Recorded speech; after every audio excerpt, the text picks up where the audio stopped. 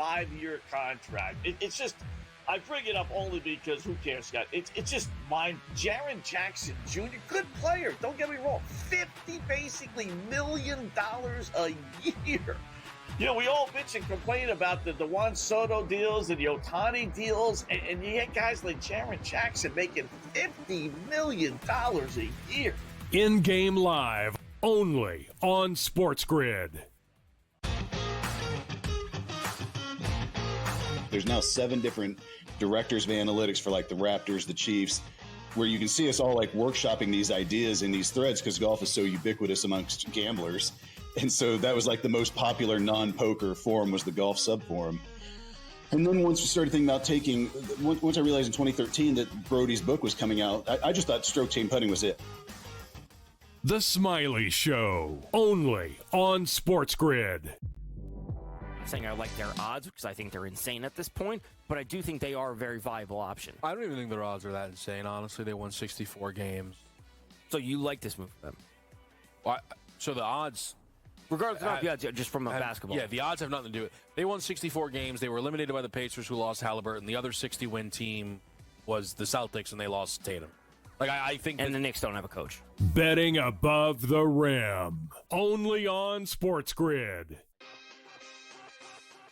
You want to take that gap year and trade LeBron James somewhere and get value, legitimate value for a 41-year-old player, LeBron James, I still think, in return. I think you have to explore that because if LeBron wants to win a title, we've heard so much buzz for, I think, 3 or 4 years now, Kevin, about Stephen Curry and LeBron James wanting to eventually play together.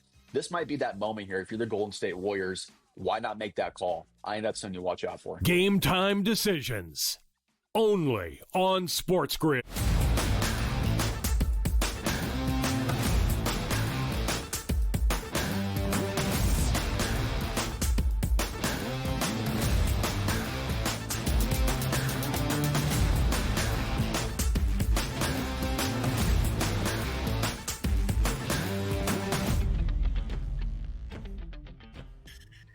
Welcome to hour number 2, bright and early, live right here on this Thursday morning on the early line on SportsGrid. He is Donnie, I am Ben. 2 more hours to go up until 11 a.m. Eastern time. It's our final show this week as we head into the holiday weekend. 4th of July is tomorrow. We get you set with everything you need to know for the weekend. A full Friday on America's birthday of America's pastime around Major League Baseball, but still some games to end out our midweek sets on this Thursday around the bigs. And Donnie, as has been our charge all week long, a week that started the month of July on Tuesday. It is a football month. We continue going division by division around the NFL. We've got 2 more of the 8 divisions to hit in the National Football League, the NFC East and the NFC South, perhaps with a little bit of help from somebody who knows the NFC South very well a little bit later on. But you know the NFC East very well as well. That's where we start here to begin hour number 2. Ah, love it. Football season right around the corner here. Philadelphia, the world champions, opening night in the NFL. Dallas Cowboys, NFC East. Philadelphia Eagles, NFC East, take center stage to get the season kickoff underway on that Thursday. It should be fantastic, but there are some moving parts in this division here and some teams that some people might be overlooking and I think have some pretty good seasons here, so let's get after it. Yeah, let's break it all down, DRS, and let's start in the NFC East. When you have a reigning Super Bowl champion, Philadelphia Eagles, a top 8 division that they won last year, and they won 2 years prior to that when they reached a Super Bowl once again. You might be thinking to yourself, well, hey, the Birds should win this division once again, right? Well, that's the weird and quirky thing about the NFC East. We have not seen a repeat champion in now 2 decades. DRS, we have not seen a team go back-to-back as an NFC East champ since the Eagles won 4 straight, 2001 through 2004. And you might be thinking, hey, every year is different. This stuff can change on a dime. When you have something that is a 2-decade-long streak, call it coincidence. I would call it a very strong trend. Now, the Eagles are the odds-on favorites to win the NFC East for that second consecutive season at minus 135. But, Donnie, is it going to be that easy for our reigning Super Bowl champs?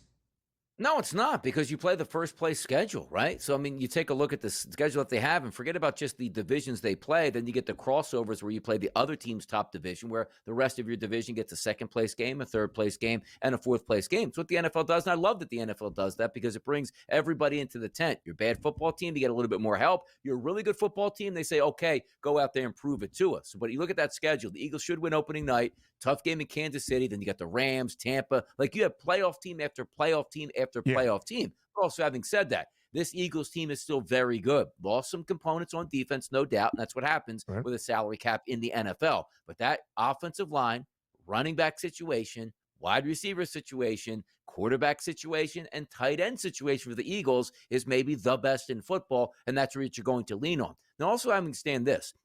Jalen Hurts is a really good quarterback, but now Jalen Hurts has the mantle of Super Bowl MVP, Super Bowl champion, and I've been to the Super Bowl 2 times. I know how to win big football games. So the ascension of Jalen Hurts is going to, that really wasn't his offense. This is his offense. And we'll take a look a little bit later, maybe some MVP opportunities for him. But there are no excuses for the Eagles. You can't say to yourself, we won a Super Bowl and everything is fine, and woe is us for that schedule is tough. Look, Super Bowl champions have had a lot of tough schedules in the past. It is hard to repeat. It is hard to get back there. But if we're looking at the Eagles like, okay, they're going to miss the playoffs because how hard their playoff run last year was or how tough their schedule was, that's not happening. Barring disastrous injuries, the Eagles will be right up top of the NFL. Now, understand this, Ben. You look at that win total down there, 11.5. That's going to be tough to get to. Like, a really good season for the Eagles might be 11 wins. You go, 11-6. Yeah, that's really good, but they won the Super Bowl. Look at that schedule, man. You don't have very many deep rests to sort of sit back and relax there, and that's what makes it tough. I mean, look at those final 3 weeks. Commanders, Bills, Commanders. Those final 2 games against their divisional foes in Washington could decide that divisional crown around the NFC East. DRS, earlier in the week, we looked at the Super Bowl 60 odds. We had a 3-way tie for that top spot for the favorite, all at 7-1. The Ravens and the Bills out of the AFC. I shared why I took umbrage with that. And our reigning Super Bowl champ in Philadelphia. A little bit of reshuffling in the market here on this Thursday morning on FanDuel. And the Birds are back by $0.50 at plus 750. Still the shortest price out of the NFC, $2.50 in front of the LA Rams. But Philadelphia now currently not a favorite to win a second consecutive Lombardi Trophy, albeit a favorite to win a second consecutive NFC East divisional crown. Donnie is spot on. When you are a Super Bowl champ, heck, when you win a division, you play a first place schedule, it is going to be a gauntlet. You are the best team in the National Football League, so you should be the team that teams are fearing in a gauntlet of their own slate. It's the 4th hardest schedule in the NFL this year for Philadelphia. 11-6 still could win the division, even if the Birds go slightly under that win total. DRS, let's say history repeats itself, as it often does. And for a 21st consecutive year, we do not have a repeat champion in the NFC East. Would that other team to you then clearly be the Commanders, or might the Cowboys get back on solid ground here in 2025? Yeah, it's a great question because that's what everybody wants to hear about. Because you look at the Washington Commanders and what is the normal thought process behind them? They're going to take the next step. Well, the next step is getting to a Super Bowl. Like, they went to the NFC Championship game. They had a big-time playoff win there against Detroit in Detroit when Detroit was the top seed coming off a bye week and blew the doors off them at Ford Field. Then they came to Philadelphia, and they got that response returned back to them. Here's what you like, though. Like, if Dak Prescott is healthy, which he wasn't last year, that's a good regular season quarterback that has a chance to be a Pro Bowl season. CeeDee Lamb, George Pickens, Tolbert, Ferguson at tight end. You now have at least a running back of some semblance outside of, hey, we'll just see what actually works here, which didn't work out last year. So I look at them and say, there's one key component, which is kind of interesting, that's holding me back from the Dallas Cowboys. How are we working Micah Parsons in right now? Because the thought process that we've been hearing is, we've already agreed to it. We're just waiting on something. Like, what are we waiting for? Like, it's been months now where Micah Parsons will sign the biggest contract in the history of professional football on the defensive side. That is going to happen. I just want to see if that comes with, hey, you know what? I can OTAs, but now it's training camp because you know me, Ben. You miss a couple weeks of training camp. You be there week number 1. There's a hamstring injury, and you're out for 4 weeks at this point. That's what I worry about. But understanding this, I'm just not giving the Washington Commanders a free pass on. They had a good season next year. Now you take it to the next level. Can the rookie quarterback do the same things? Will they be healthy all season long? How's that defense going to come back around? Do we catch up on Cliff Kingsbury's offense? Do people now know more about Dan Quinn's defense? See where we're talking about those question marks here, which I do think the Dallas Cowboys are being kicked around right now. I think the Dallas Cowboys are in the playoffs, which means they might challenge for this division. The Eagles are the best team in the division, but they got some close competitors with the Cowboys and Washington in my mind this year, Ben. They do. Of course, DRS sandwiched in between of the Eagles' two Super Bowl runs, or at least reaching that Super Bowl in 2022 and 24, was the Cowboys continuing the trend of no repeat divisional champs and Dallas winning the NFC East in 2023. We often give the Cowboys the benefit of the doubt in regular season success. That's skying over a win total. That is winning a divisional title. When it comes to the postseason, that is very much a different story.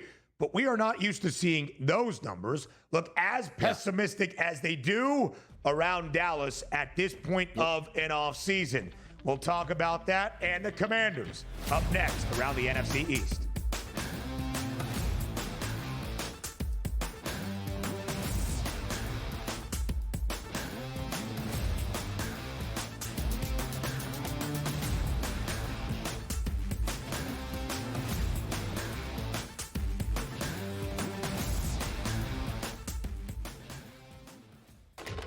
Enter into the magical world of McLuck.com, where even the smallest of spins can win real cash prizes. Adventure into over 1,000 of the best Vegas-style slot games. So what are you waiting for? Unlock your free welcome offer today. Join the fun where winners play and players win. Two guys that can do it all. Too much electricity this morning. This is a good time. We're having a lot of fun. I had to do a triple take. Ka-ching! Why? Because of parity. I didn't mean to offend. Yeah, it's not going to happen. Load management is a dirty word. Let him rip. You know what? Circumstances provide the results. What? How do you do this one? Oh, Donnie, you got such a good show there. A network that is booming. The Early Line, only on SportsGrid. We're going to go through every single thing, and I've got a great team behind me that's going to help me get the job done. I want this to be the place that people come to. There is going to be an energy to game time decisions that you will feel night in and night out. We are going to hit every single one of those markets that you need to know about. We will have everything at our disposal, and we will use that to our advantage. There is not going to be a better place, I promise you, than Game Time Decisions. I'm Kevin Walsh. Tune in to Game Time Decisions weekdays on SportsGrid. The game is on. The stakes are high. But the action isn't just on the field. He's rearranging that ring. Get it inside! SportsGrid's in-game live. Your ultimate second screen experience. A little flyer, couple of thoughts. 15.5-point live line. Every prop, every play, every day. Anything can happen. It's complete chaos. It's smarter to be on SportsGrid.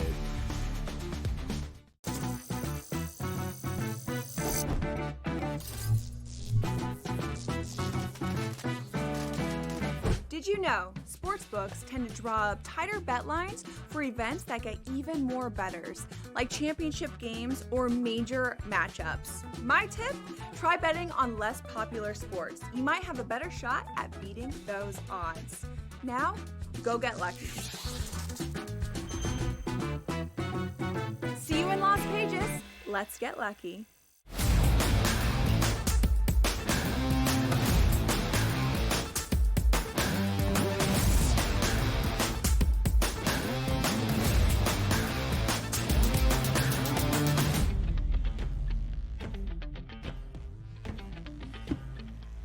I've shared this a few times as we continue our division-by-division breakdown around the National Football League, where they focus currently on the NFC East.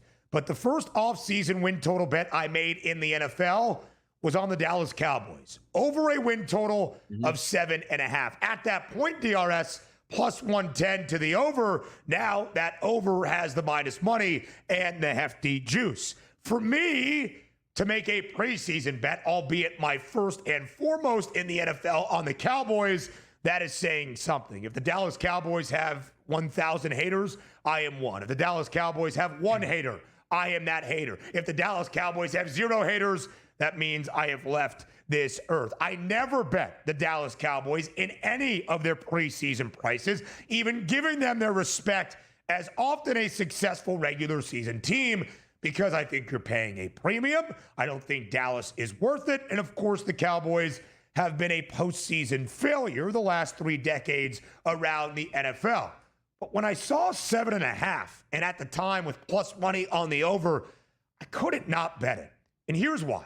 Dak Prescott has been the quarterback in Dallas for 9 years. In his 7 fully healthy seasons, when he has played at least 15 games, the Cowboys have won at least 8 games all 7 of those years. In 5 of the 7 DRS, they've won double digits. You even look at the 5 years under Mike McCarthy, who, of course, was let go at the end of 2024. Bookend with Dak injuries in bad years, losing 10 games. But sandwiched in between, 3 consecutive years of 12 wins exactly in 2022 or 2021, 2022, and 2023, and a divisional title in 2 of those 3 years as well.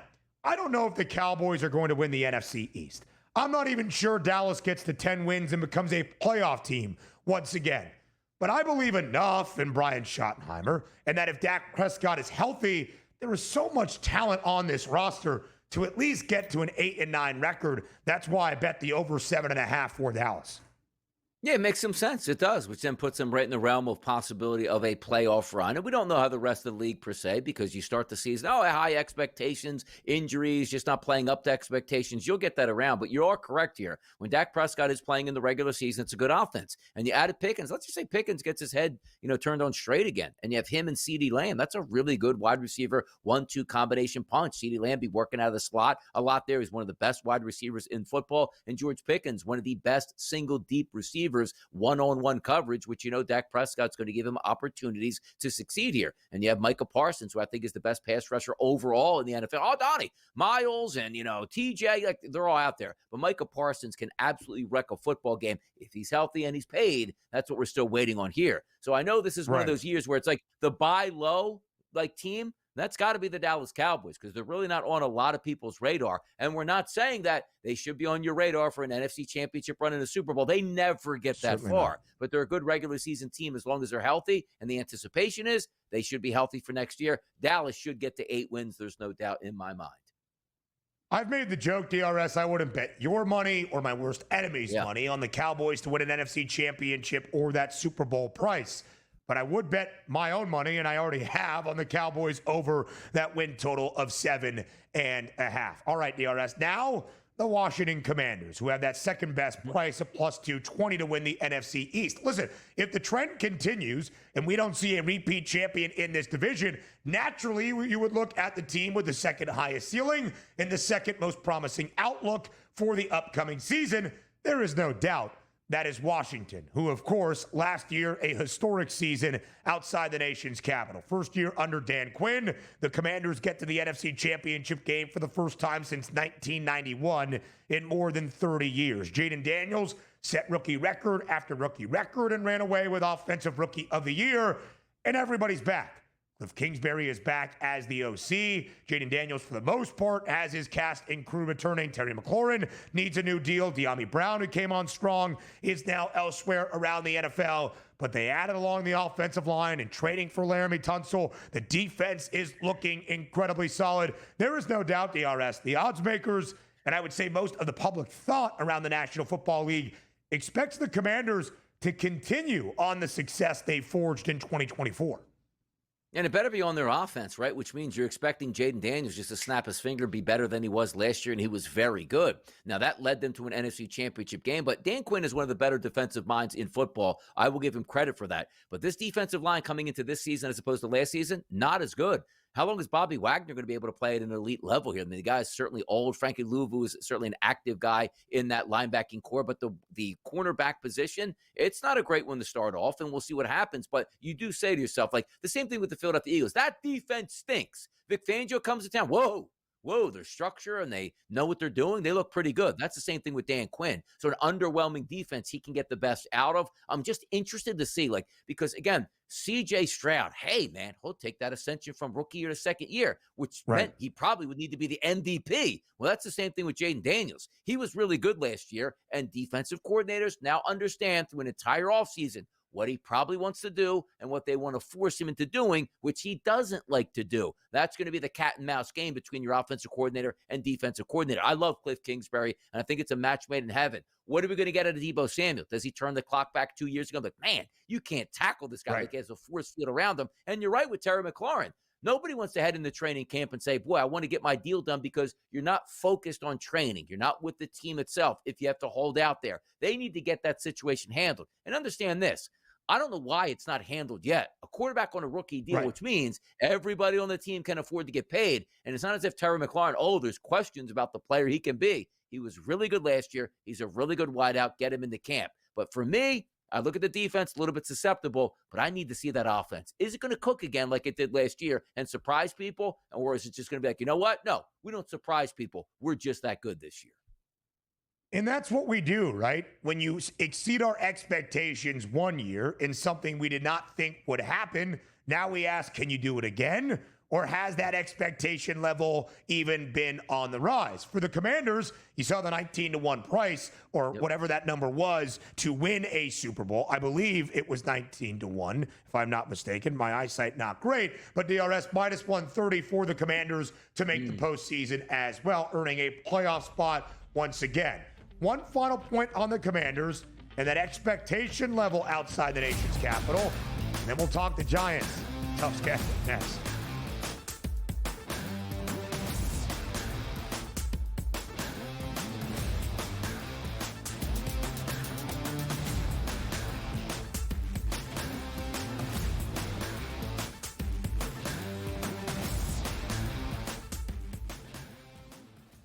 Looking for an edge in betting basketball? Injuries can make or break a game. Get insider knowledge from Dr. David Chow and the team of experts with Sick Picks at Sports Injury Central. We reveal hidden health-based advantages the sports books miss. Our doctors provide insights, and our algorithm tells you who to bet on. Spreads, props, totals, in-game bets, Sick Picks covers it all. Go to SickScore.com and sign up for Sick Picks and use the promo code SportsGrid for a free week today.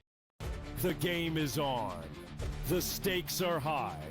But the action isn't just on the field. He's rearranging that rim. Get it inside! SportsGrid's in-game live. Your ultimate second screen experience. A little flyer, couple of 18.5-point live line. Every prop, every play, every day. Anything can happen. It's complete chaos. It's smarter to be on SportsGrid. The two guys that can do it all. Too much electricity this morning. This is a good time. We're having a lot of fun. I had to do a triple take. Ka-ching! Why? Because of parity. I didn't mean to offend. Yeah, it's not going to happen. Load management is a dirty word. Let him rip. You know what? Circumstances provide the results. What? How do you do this once? Oh, Donnie, you got such a good show there. A network that is booming. The early line, only on SportsGrid.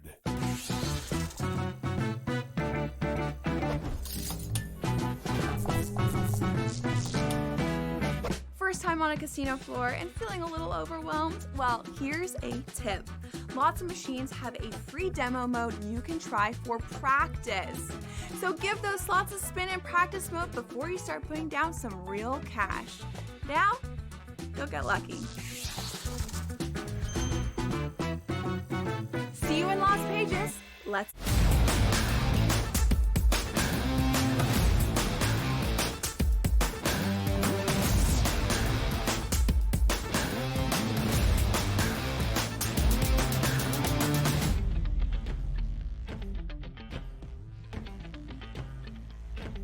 What will the Commanders do for an encore in 2025? The vibes and the optimism around this Washington franchise incredibly high. They added some great pieces throughout the offseason. Along that D-line, DRS, they do lose, why am I blanking on his name? It's not Joshua Allen. Come on, somebody help me. They lost one of their guys who've been there for a while. out of Alabama. He had been alongside Jonathan Allen, thank you, had been alongside Deron Payne. I do like the second-year pro in Johnny Newton out of Illinois. I think he will be there as well. Love what the Commanders did this offseason in terms of the O-line. The trade for Laramie Tunsil, which I still don't understand why the Texans made it, and they drafted Josh Connerly Jr., the tackle out of Oregon, in the opening round. They add Deebo Samuel. Can only be an addition, although I don't think he is Deebo Samuel of 2021 or 2022. And DRS, I do like their secondary as well. I do believe the Commanders at a minus 130 price are worth a bet to make the postseason. You're not eating a ton of chalk on that number. I do think Washington will be a 10-win team once again. The win total for the Commanders, 9.5, minus 110 to both the over and the under. Yeah, tough schedule. Again, it really is. And you're expecting a lot out of Jaden Daniels to just be on that ascension, as I talked about in the last segment. It's not so easy, where sometimes you do see sophomore slumps. Sometimes you do see the increase the sophomore year. And he's a good quarterback. We get that. He's electric in the pocket, can deliver, and he's got a good offensive coordinator that has his mind right, which means their styles fit each one of those play calls right now, and you love to see it. Does that change this year? But the weaponry is there. The energy should be there. And if the defense can't hold up, that offense should be able to score points to sort of compensate for that defense as it goes. It's a tough schedule. You see, like, oh, well, they went to the NFC Championship game. 10 wins should be easy. It's the same realm we're talking about the Eagles. Like, oh, they easily should be 12-5. No, like, you're playing really good teams every single week, and there's no target. Like, ooh, I wonder if Washington will be good. What did they do last year? Oh, they won 4 games. They're sneaking up on people. This team went to the NFC Championship game, and as I told you, knocked off the number 1 seed. They're not going to surprise anybody. The schedule is harder, and we'll see how they perform. No excuses for Washington this year. DRS, back half of the NFL, everybody in terms of strength of schedule in the NFC East, we expect it to be a tough division. But in terms of the 4 teams, the Commanders right now, based on projected win total of their opponents, have the easiest slate within the NFC East. Easy is comparative, and we are here directly comparing it to their divisional mates. DRS, a 10-1 price on Washington to win the NFC, by the way, tied for the 5th best number alongside the Vikings. Who has the hardest schedule in the NFL? That's the New York Giants. And Donnie, when you see the win total of 5.5 for the G-Men, you might be thinking to yourself, well, I don't think it's going to be a stellar year in New York, but I think it's going to be a ton better than it was last year. Why is it 5.5 with some hefty juice on the under? It is that gauntlet that you see on the right side of your screen. Goodness gracious. Russell Wilson might provide some consistency at the quarterback spot before they turn things over to Jackson Dart. They have built up the defense. Malik Neighbors should be great. Tyrone Tracy was a pleasant surprise during his rookie campaign last year. But that schedule is tough. So for the Giants to get the 6 wins, great. But I'm not even sure that is great for New York, who might have greener pastures following in 2026. And by the way, there are positives for New York. Like, they did put together what looks to be a stellar defensive line, like one of the more talented defensive lines in football. Carter was my favorite prospect coming out into the NFL. He's added there along with Thibodeau, as well as Lawrence and Burns here. But here's the problem with that. That defensive line gets used a lot when you're up in the 4th quarter, you pin your ears back and absolutely smash the other quarterback. How many times are we going to have the lead in the 4th quarter to really use that defensive line and that so-called NASCAR look where you can throw Abdul Carter out there with all of those pass rushers with Sexy Dexy on the defensive line? Here's the issue that you have. Do we like Malik Neighbors? Of course we do. Do we take a look at Trace, who might be an up-and-coming running back, even though Pro Football Focus had him ranked 56 out of 59 running backs? Make sure you're on your P's and Q's, kid, picking up your assignments. Here's the issue I'm worried in. Like, see that 5.5. And you know me, I have a much lower price point here on the Giants win total. They just got to get the 4 games for me. And I say, oh, that should be easily doable without, I don't care what schedule it is. Here's what I start to get nervous on. It's Russell Wilson at quarterback, and as you stated, like, if you told me right now, Ben, Russ is going to play all 17 games, he might not be spectacular, but he's going to be efficient, and he's going to make plays that need to be played, and maybe he doesn't make that spectacular plays he used to make in Seattle, but that's good enough for 4 wins. What happens if they're 1-7 and they go, all right, writing's on the wall, we're not supposed to win any games, and then that dumbbell owner goes, hey, guys, no matter what happens this year, you guys are going to be back, and they just tank football games to get a better pick and check out their rookie quarterback. That is what I'm starting to sweat over right now. Give me Russ for 17 games. I'll run to the window and cash it. If they start 1-7, I'm in trouble.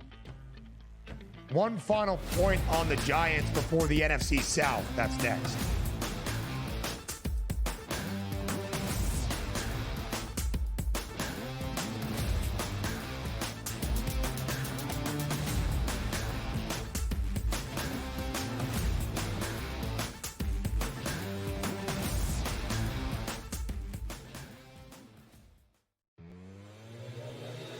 Five-year contract. It's just, I bring it up only because who cares, Scott? It's just mine. Jaren Jackson Jr., good player. Don't get me wrong. $50 million a year.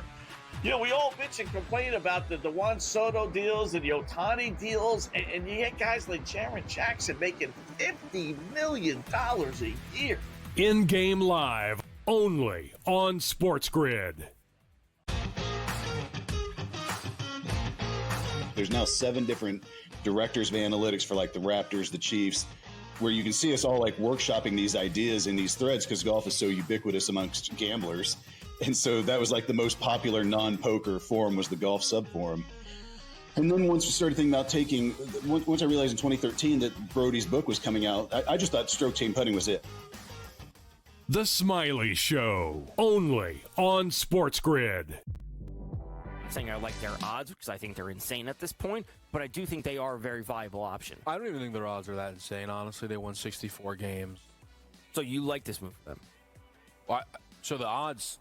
Regardless of the odds, just from a basketball. Yeah, the odds have nothing to do with it. They won 64 games. They were eliminated by the Pacers, who lost Halliburton. The other 60-win team was the Celtics, and they lost Tatum. Like, I think... And the Knicks don't have a coach. Betting above the rim, only on SportsGrid. You want to take that gap year and trade LeBron James somewhere and get value, legitimate value for a 41-year-old player, LeBron James, I still think, in return. I think you have to explore that because if LeBron wants to win a title, we've heard so much buzz for, I think, 3 or 4 years now, Kevin, about Stephen Curry and LeBron James wanting to eventually play together. This might be that moment here. If you're the Golden State Warriors, why not make that call? I think that's something to watch out for. Game time decisions, only on SportsGrid.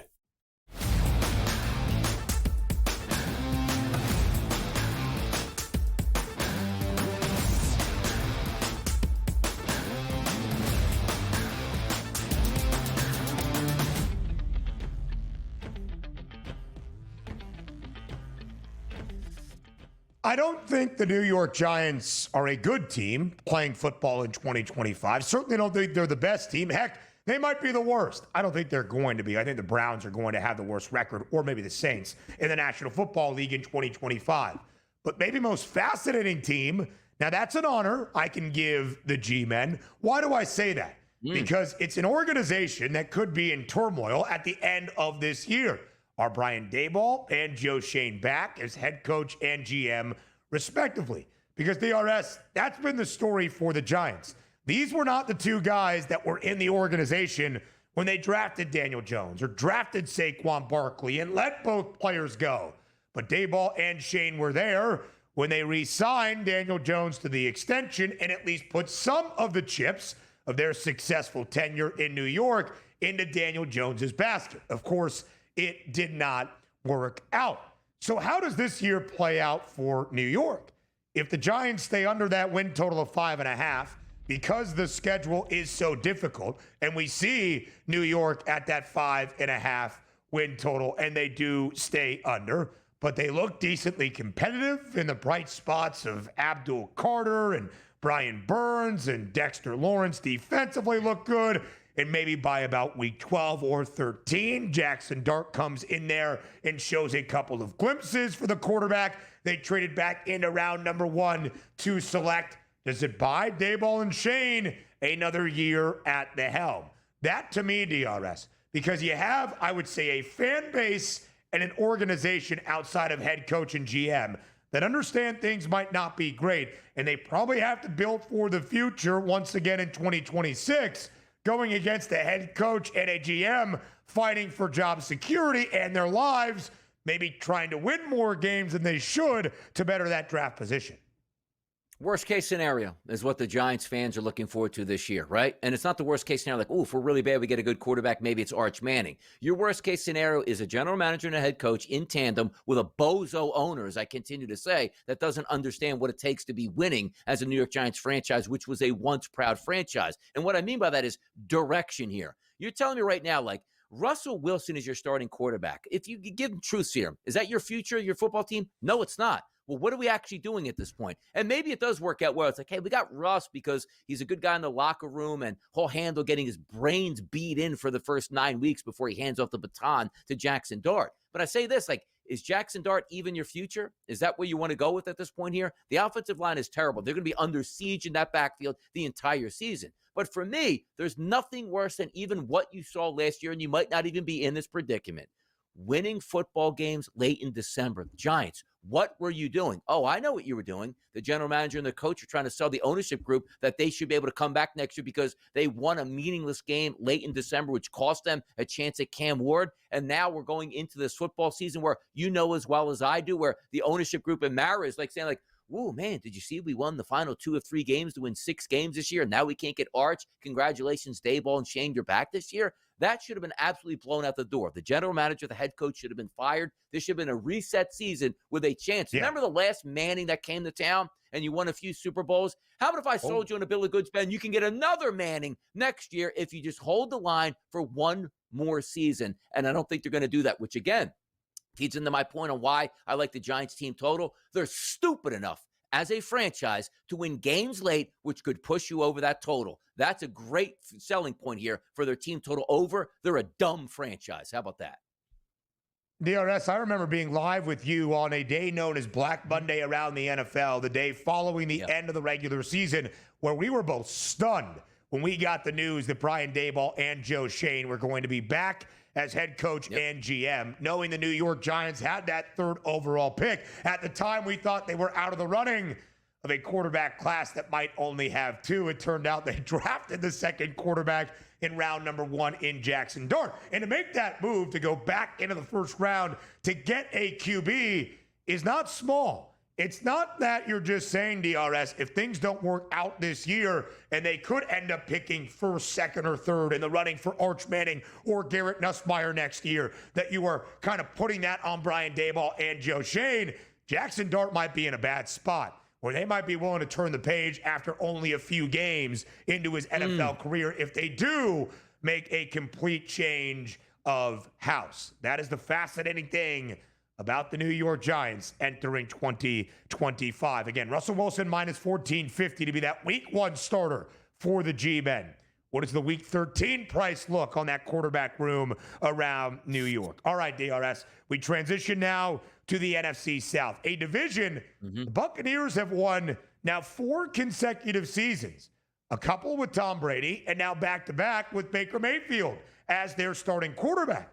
I think the Bucs are a really good team and have been the team to beat in this division at least the last 4 years. And right now, DRS priced as an even money favorite to win the NFC South. As has often been the case in this division the last half decade, you don't need to go 12-5 in this gauntlet to go home a divisional champ.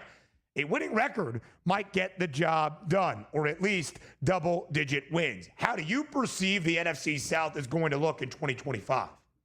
You look at Major League Baseball and you say, well, what wins? Usually it's starting pitching. How good's your starting pitcher that day versus the pitcher you're going against, regardless of the lineup that you're facing? That's usually who the favorite's going to be. So I look at it and say, okay, the NFC South, I don't love this division, but Tampa Bay running it back is good enough for me because Baker Mayfield is the best quarterback in that division. To Shook down there is in New Orleans. All right, well, what's he going to be? We're still waiting on Bryce to sort of pop up there in Carolina, maybe have a resurgence this year and say, you know what? I'm finally here. I'm worthy of the number 1 pick. And you still have Michael Penix in Atlanta, who I have high hopes for. But still, we haven't seen him through an entire season of how he's going to hold up as a starter from start to finish and see how that pans out. Atlanta is going to be a very tough test for them, but there's a reason why it's a plus 100 difference to a plus 240 difference. Like, you're going to have Mike Evans. You're going to have Chris Godwin. You're going to have Otten back at tight end. 2 capable running backs in the backfield, and Baker Mayfield fresh off a really good season. Now, here's the issue also. Liam Cohen was a big part of Baker Mayfield down there having a lot of success in Tampa Bay. That changes over as he left Tampa Bay and heads to Jacksonville. But the defense still should be solid. You know, you take a look at, hey, Todd Bowles is the head coach and defensive coordinator. He's going to bring that heat. usual suspects back in Tampa Bay, which usually results in championships, or at least division championships. Yeah, I like the Bucs again for 2025, Ben. Me as well, DRS. I would bet that price at even money plus 100. Yeah. Again, we talk about how things look around this division in the NFC South. You do not necessarily need to be an 11-win football team. In fact, the Buccaneers, who have won the divisional crown 4 years in a row, the win total for Tampa this year is 9.5. In the under has the slight juice at minus 120. DRS, the last few days, we have gone division by division around the National Football League. This is our 8th and final. We have talked about the most competitive divisions, the AFC North, the NFC North, the AFC West, the NFC East, as of today, where you look at all 4 teams, oh man, all their schedules, bottom half of the NFL, 3 of the 4, bottom 6 in terms of most difficult. Everybody in the NFC South, because of how this division is set to play out, for the easiest 10 schedules around the NFL. Even the Buccaneers with the first place schedule out of this division, 10th easiest slate in all of the National Football League this year. Now, listen, the Buccaneers with a win total of 9.5 and the juice on the under at minus 120, as the odds makers are telling you when you compare these prices, can go 9-8 and still win the NFC South. I would not be afraid to bet the even money to plus 100 to the over for Tampa to have 10 wins, which is basically their price to win the division as well. Yeah, no doubt about it. And also, they have a wild card on that defensive line, too. Hassan Reddick's like, oh, yeah, I remember that name. Like, it was unbelievable for the Eagles. Didn't really mesh with what their philosophy was going to be. Maybe a little bit selfish there. Disappears on the Jets. Where's he going to go? He wound up in Tampa Bay. If he can have a rebound under Todd Bowles, that gives him, again, a bolster to that defensive line and a decent secondary to go right with Baker Mayfield. They are the best team in that division. It's just a matter of them playing that way. Do we expect a major regression out of Baker Mayfield? I don't, even though his offensive coordinator left. I don't either, DRS. And that's one of the main points as well. We also saw his offensive coordinator leave the year prior, and they still got back to the postseason. More around the NFC South next.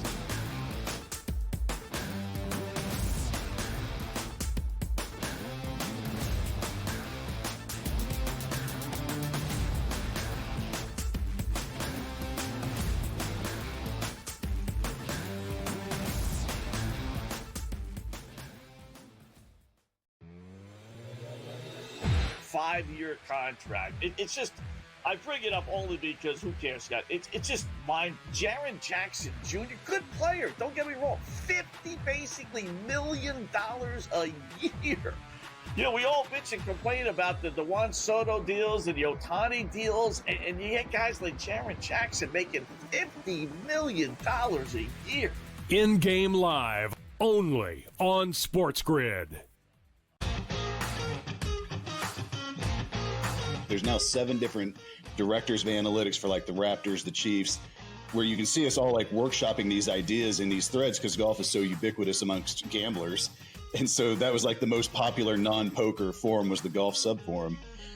And then once we started thinking about once I realized in 2013 that Brody's book was coming out, I just thought stroke chain putting was it. The Smiley Show, only on SportsGrid.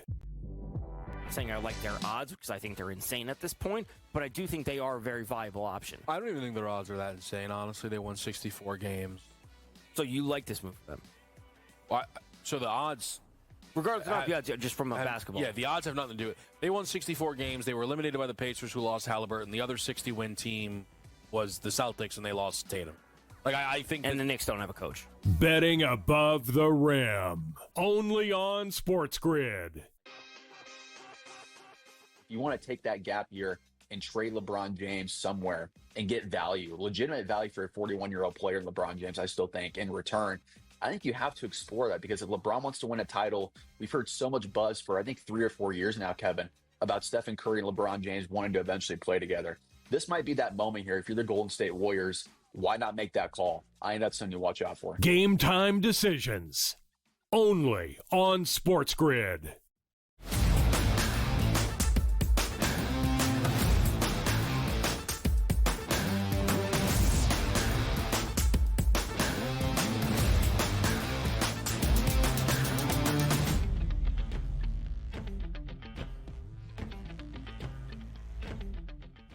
The Buccaneers have won the NFC South each of the previous 4 years, plus 100, even money the price on Tampa and Baker Mayfield to get it done once again for a 5th year in a row. I think Donnie and I both believing that's a pretty solid bet. And the win total on Tampa, 9.5. The under has the juice, so they could beat 9-8 and still end up winning this division. I'll give them the benefit of the doubt, though. I do think they get to 10 wins and see double digits in a 5th consecutive divisional crown. The only reason, DRS, I don't think plus 100 is minus 150 is because there is some belief in the Atlanta Falcons, who, of course, last year were the odds-on favorite at minus 140 after the splashy acquisition of Kirk Cousins to win the NFC South, and then a weird move in the draft, selecting 8th overall, Michael Penix Jr. Well, Kirk Cousins did not pan out in Atlanta, the most expensive backup we have ever seen in NFL history. And now, starting on year number 2 in the NFL, it's the Michael Penix Jr. show with the Dirty Birds. The Falcons have that second best price at plus 240. Do you believe that Atlanta can rival Tampa for the top spot in the NFC South? Yes, I do. And they spent some draft capital on the defensive line because they need a pass rush, something they've been lacking for the past couple of years. Raheem Morris, as a defensive coordinator / head coach, he needed some weapons to work with. Now he should have those, a decent secondary. But the focal point really isn't the defense. Yes, it has to be better than what it was last year, but it is on Michael Penix Jr. But if you're going to say, like, well, he can't succeed with what he has, well, I don't know what we're going to do after that because it's a very good offensive line that has a chance to dominate. What you want to see is a little bit better out of Kyle Pitts at the tight end position, which was on the trading block for most of the offseason. But Drake London's a good wide receiver. I like the addition of Mooney, give a little bit of speed on the outside. And again, it's Bijan Robinson. You should be unleashing him in the backfield this year, one of the more talented running backs there are. So when we look at, like, no excuses, you don't for Atlanta. And I remember when Raheem Morris came to town as the head coach, like, that's kind of interesting here, but at least you'll get that defense right. The defense stunk here, but now you did spend and allocate some of those draft funds, per se, on that defensive line. It should be better just by default this year. You have another year in the system, as we like to say, for that defense. It should be better, but all eyes are on Michael Penix. And I don't have any reason to believe that he's going to be a bad quarterback. Do I have reason to believe that he could be Patrick Mahomes or C.J. Stroud, or let's just say, Jaden Daniels in his first overall full season starting? No, I don't either at this point, but he's got a full off season to get ready. Kirk Cousins is on the team, but he's probably just playing a good teammate at this part. You're not looking over your shoulder. You're taking all the ones coming up here, the first snaps, I should say, in training camp. The expectations are high. I just don't know if they're as good as Tampa Bay,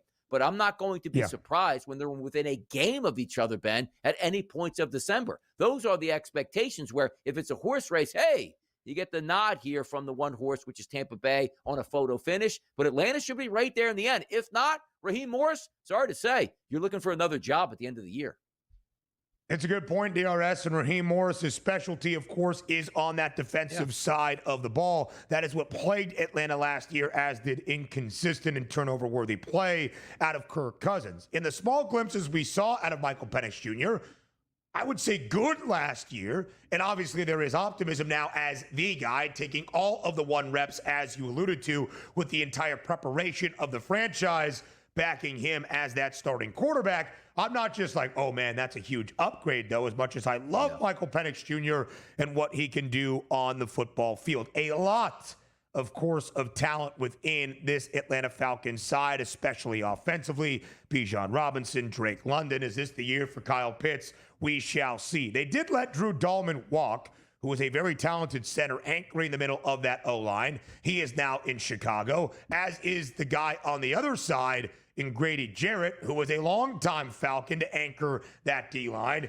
He is also now conveniently playing with the Chicago Bears. DRS, the win total for the Falcons, 7.5. The over has the juice at minus 130. Again, if they go over and the Bucs are flirting with the under of the 9.5, we're talking week 16, week 17, week 18, these two teams battling it out for that top spot in the division. I ultimately think it will be the Buccaneers. In fact, I think only the Buccaneers, or maybe the divisional champ in the NFC South. That's the only team representing this division in the postseason. The Carolina Panthers are up next at plus 370. What a tumultuous 2024 for Bryce Young and really the entire squad in Charlotte. Young starts, looks awful. He's benched. Andy Dalton takes over. He's involved in a minor car accident, but has an injury to his right throwing hand. So insert Bryce Young as the starter once again. And as he returns, DRS, he shows some glimpses to end out the 2024 campaign, the first under Dave Canales. Now, I would say we're not expecting Carolina to be a playoff team or, heck, even have a winning record. But I would say for the first time in a while, feels like there's some optimism with this Panthers franchise. No, there is, and there should be, which, again, is just the ascension. There's still, I don't say miles behind. That's a little bit disrespectful, but Tampa's better. Atlanta's better. We can agree on that. New Orleans we'll get to in a moment. They're not supposed to do anything this year. But when you talk about the win totals, right, 6.5, getting to 7 game wins, that's 7-10. Absolutely, that should be the expectations. Anything south of that would be ridiculous. You draft McMillan in the first round to give another weapon to your own quarterback, which I like. Chuba Hubbard has been a very good running back in the NFL, veteran presence in Adam Thielen. And by the way, it's a pretty good offensive line that they have, which is a start. But the question for me always is going to be, what's going to be made of that defense over there? J.C. Horn's great. Jackson's a decent cornerback. But outside of that, they're on a ton of playmakers here. You draft Scourton there in the first round here to sort of help out that pass rush, and I get that. But that defense is going to be lacking. But I don't even care about the defense because we're not supposed to make the playoffs for Carolina. Do you just want to know what I want to see, Ben? Just give me a good offensive performance on a week-to-week here out of Bryce Young, and I can say, you know what, eventually we'll get that defense together, but the offensive side of the football has to be fixed at this point just with a little bit more consistency, and that's my expectations. 7 wins should be there for the Panthers. If not, now we're really starting to worry about whether or not Bryce Young can be our legitimate franchise quarterback. Yeah, DRS, when you look at the final 10 starts or 9 starts that Bryce Young made to end out 2024, let me just tally it up quickly. The final 10 starts, he threw for more than 200 yards in 6 of those 10. And in the final 3 games, 7 touchdowns to 0 interceptions. We'll talk more about Carolina on the other side of the break. But 6 games throwing for more than 2 bills in the last 10 a season ago. That was more DRS than the one time he had thrown for more than 200 in the first 17 starts in his NFL career. More around the NFC South next.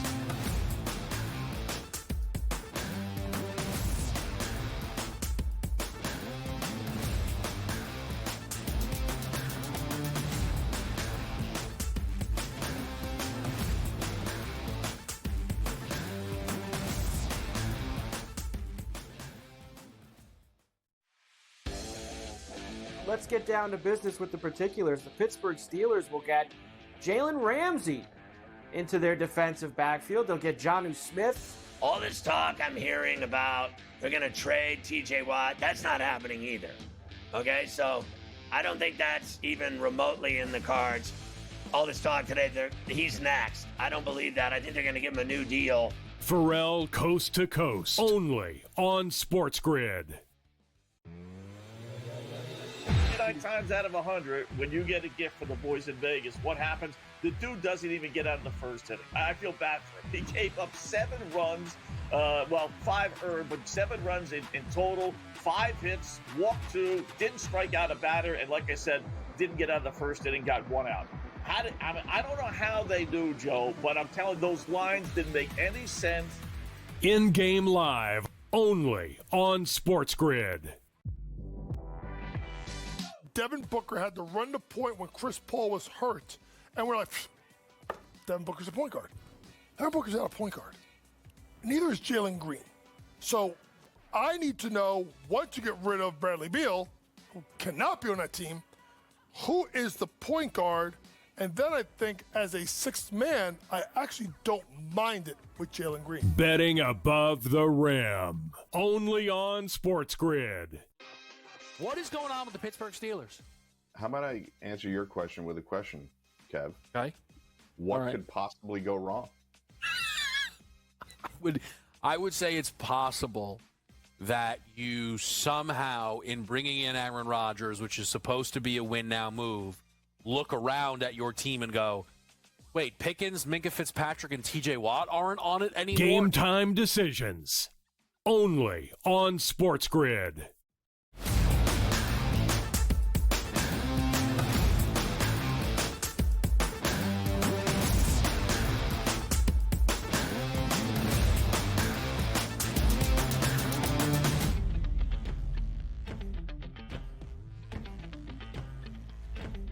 Live right here on the early line on SportsGrid. We're rounding out this second hour. In fact, we are rounding out our division by division breakdown, hitting all 8 around the National Football League this week. It's the month of July. It is a football month. We keep you in that football state of mind entering the holiday weekend tomorrow, starting on July 4th. All right, DRS, one final point on the Carolina Panthers.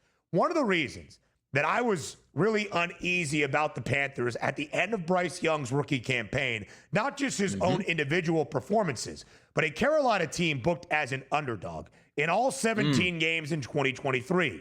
4-11-2 against the spread. When you're a bad team, you're going to be bad. You might win 3, 4, 5 games. But when you're booked as an underdog, if you can even show a level of competition that you are keeping games closer than expected, that's always a sign of positive growth. And last year, much of the same early with Bryce Young starting, then turning it over to Andy Dalton. They weren't even keeping games within large spreads. Then things started to change. 16 of 17 games for Carolina in total last year, booked as the underdog. They ended up 8-8 against the number. That is a really positive sign for the Panthers, trying to improve and increase year over year with that win total of 6.5 entering the 2025 season.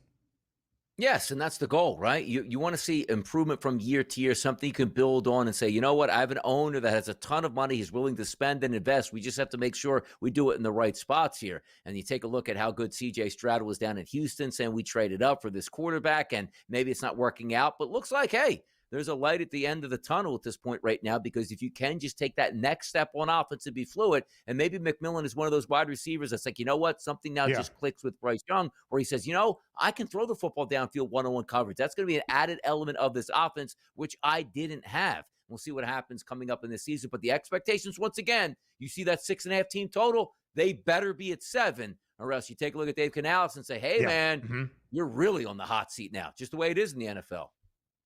You also have a temperamental owner in David Tepper that I think would make a drastic move if they are under that number. Not expected to be juice on the over at -140. And you do appreciate, DRS, the last 2 first-round selections that Carolina has utilized, both helping their young QBs. Xavier Legette at the end of the first round 2 years ago, Teneroa McMillan with the 8th overall pick this previous April. All right? Now let's get to the New Orleans Saints, who technically, DRS, have the easiest schedule within this division. But one of the reasons everybody in the NFC South have 4 of the easiest 10 schedules around the NFL. The win total for Carolina, 6.5. Win total for Atlanta, 7.5. Even the divisional favorite in the Buccaneers, 9.5. And now you have the Saints, after the retirement announcement of Derek Carr, at 5.5. The under-juiced at -145. That puts New Orleans side by side with the Browns, also 5.5, under having the juice at -145 for the technical worst win total around the NFL. Yeah, it's going to be interesting to see. Like, day one, it should be Shuck at quarterback here, and that's going to be the issue. But again, that's not an issue for New Orleans. Just said, hey, you know what? Kellen Moore, come on down. Here's the promise. We're going to give you the keys to the franchise. Build this thing the right way, are the fundamentals you need and the players you need. And maybe it is Tyler Shuck, because quite frankly, if he doesn't have a good season and you bottom out, once again, there's Arch Manning in this draft. So we know as well, you know, we've seen it with the Arizona Cardinals in the past. Draft your quarterback, be really bad. If better quarterback's available out there, you can't pass him up. Maybe that happens. But there's too many question marks. Like, the defense, I think, is going to be okay for New Orleans. But the problems start. The offensive line isn't great here. You have Alvin Kamara, who I love, but again, it's a running back position. He's going to be the lead dog and really carry the weight every single week. Chris Olave is a great wide receiver. He's one hit away from never playing the sport again. And Brandon Cooks on the opposite side, like, Cooks is a great wideout, but he's no stranger to concussions and missing a lot of time. It just seems like this year is supposed to be a complete rebuild, and anything outside of that would be a positive, and it only matters is what you're getting out of your quarterback that you drafted. Now, also, he's not 19, he's not 20, he's 25, been around the block, and Kellen Moore selected him, figuring he can be that guy. I trust him on that side. Do you want that ultimate upside and say it's an easy schedule that should win 6 games? It's hard to do with them. It really is. Like, do I want to say yes? But you know me, Ben. Putting money on a rookie quarterback, you're usually lighting that money on fire. You just are. Listen, Tyler Shuck turns 26 in September. He played 7 years of college football. He is experienced, and now he turns out to be the starter. I don't think it's going to be great, Kellen Moore in a tough spot in his rookie year as a head coach. You hope he gets a second. DRS, I don't think they should go over 6. And if they don't, you're involved in the Arch Manning sweepstakes. That name means something in that franchise. Rather and the have other viewers. guy, Garrett Rather Nussmeier, have viewers. his dad, the OC. Couldn't hear what he said. Something mean about Arch, I presume. Hour 3 up next.